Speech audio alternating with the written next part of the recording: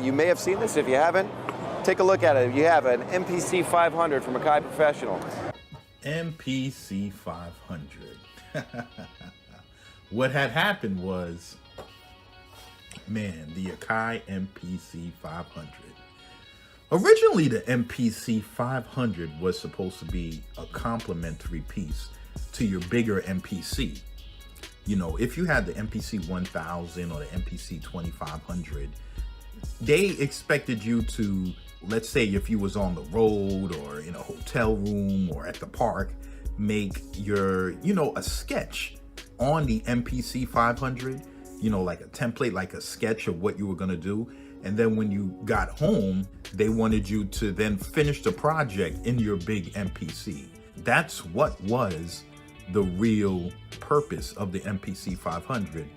But as always, us producers, we take something that wasn't meant to do something and we try our best to make it do that thing. We always take something and force it to do something it wasn't meant to do.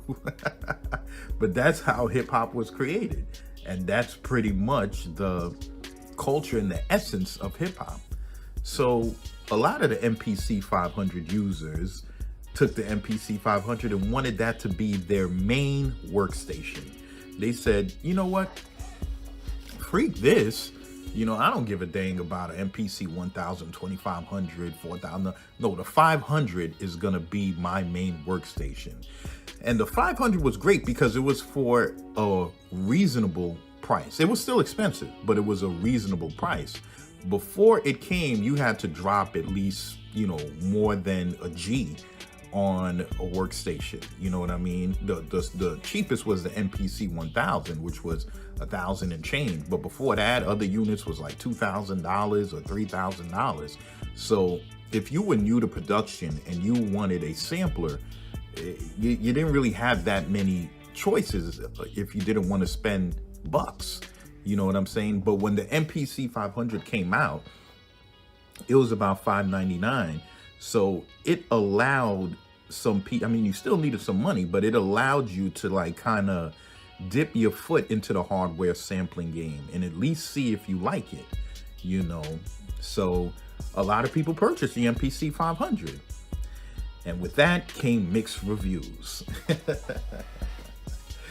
It's weird. It's like the people that never got into sampling before, and maybe this was their first sampler, they found it as, some people liked it because those people that liked it, I find, are ones that usually combined it with their software. Let's say they was already working with a DAW, they combined the two.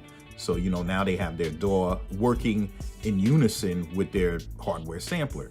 So those people didn't really have an issue with the 500. The ones that did were users that wanted to make it their main piece and just work in the box of the 500 and that was it. Those people usually had an issue because it was not the easiest thing to navigate around if you weren't familiar with MPCs. I found that most of the people that had a MPC 1000 and 2500, they weren't really the biggest fans of the 500. They were like, oh man, where's the chopping feature? Where's Chop Shop? We can't get JJOS on this. While the people that used the MPC 60, MPC 2000, like the older MPCs, the 3000, they loved the 500 for some reason. They were like, yeah, man, this is great. I got a portable MPC right here, So it was a hit and a miss at the same time.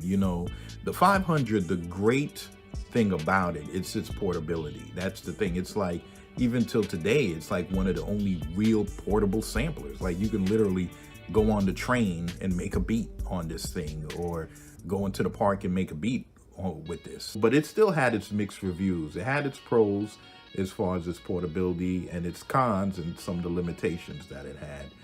But a lot of people purchased it, and you can still find it online.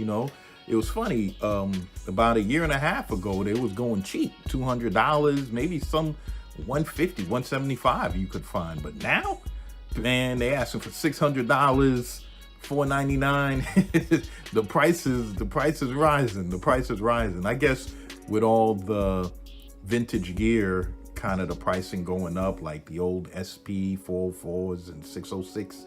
I guess now, you know, a lot of the Akai stuff now prices are going up too.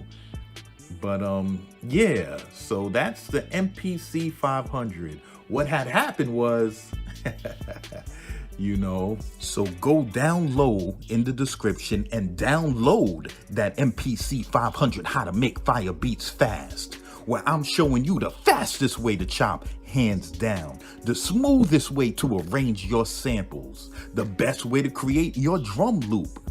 I'm revealing the mysteries of sequence edit, and in my opinion, the best, quickest way to arrange your sequence that makes any beat that you hook up sound fire. So this is your boy, Native Shades, aka Dyreck, signing off.